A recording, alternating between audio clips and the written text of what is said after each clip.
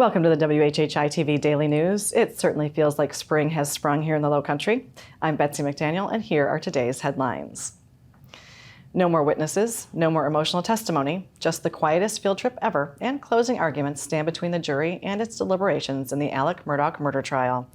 The jurors and alternates will travel with Judge Clifton Newman to the Moselle property to actually see the area where Maggie and Paul were killed 21 months ago.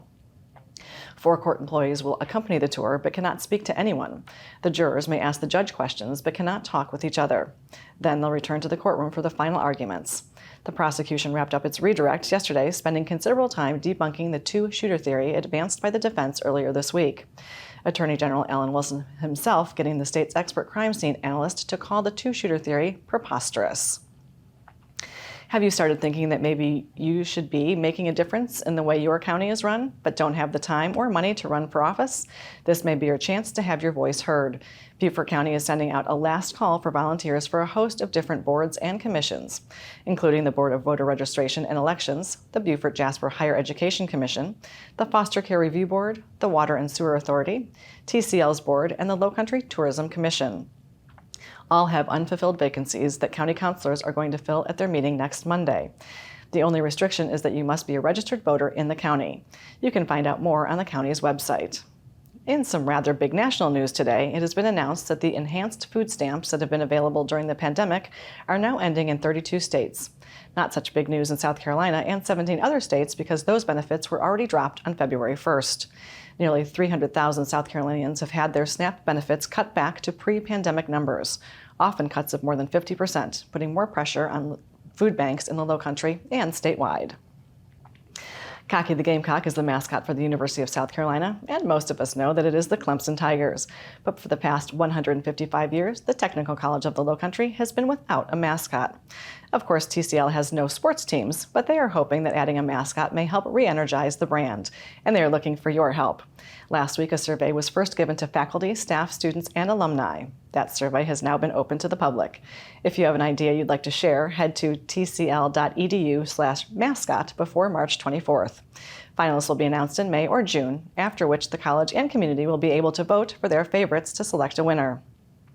Whoever comes up with the winning mascot will be recognized, but they have not announced what that recognition will be.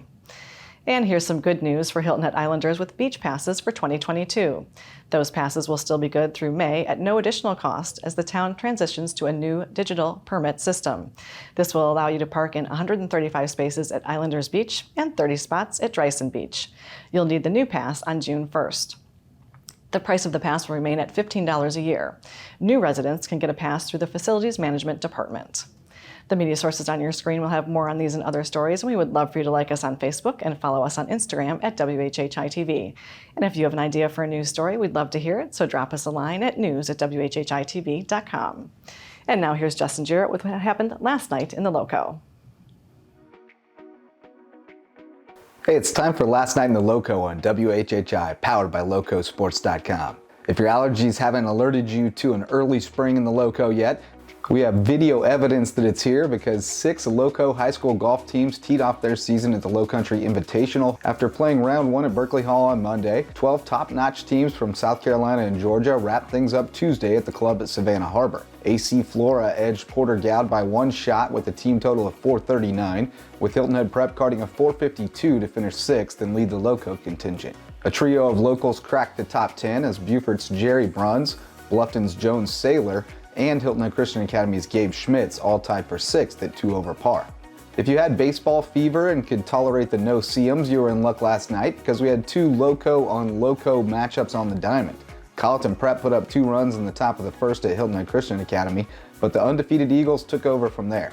Clemson commit Steel Bird hit an opposite field bomb to right to break it open, and HHCA rolled to a 13-2 win. And we had a bonus Bridge Bowl matchup on the island where Hilton Head High faced Bluffton in the de facto championship game of the Woodland preseason tournament. Miles Fry was in control for the Bobcats, striking out 7 over 5 innings of 3-hit ball, and Bluffton smacked 11 hits in an 11-1 rout. For Lowco Sports and WHHI, I'm Justin Jarrett. Until next time, go Lowco. Thanks, Justin. Now let's take a look at if this spring weather is going to stick around with Maria. Thanks, Betsy. Yep, so taking a look ahead, it does look like we see a thunderstorm or two on Friday, but the rest of the weekend's looking like it should be nice. Taking a look at Thursday, however, it's going to be partly cloudy with Hilton having a high of 76, a low of 64. Bluffton's going to have a high of 79, a low of 64, and Beaufort's going to have a high of 79 and a low of 65. The sunrise for Thursday is going to be at 6:49 and sunset's going to be at 6:21. Taking a look at the beach tides, low tide's going to be at 12:46 p.m. and high tide's going to be at 5:27 p.m. Taking a look into the weekend, Friday it's going to be cloudy and windy in the morning. It's going to quickly turn into some strong thunderstorms throughout the afternoon, but then it should be clearing up by the evening. Highs are going to be in the 70s, lows in the 60s. Come Saturday, it's going to be mostly cloudy with highs in the 70s and lows in the 60s. And then come Sunday, it's going to be sunny with highs in the lower 70s and lows in the 50s. That's it for today. Let's head it back to the desk. Thanks, Maria, and we'll be back in just a moment with a chat with the mayor. Don't go away.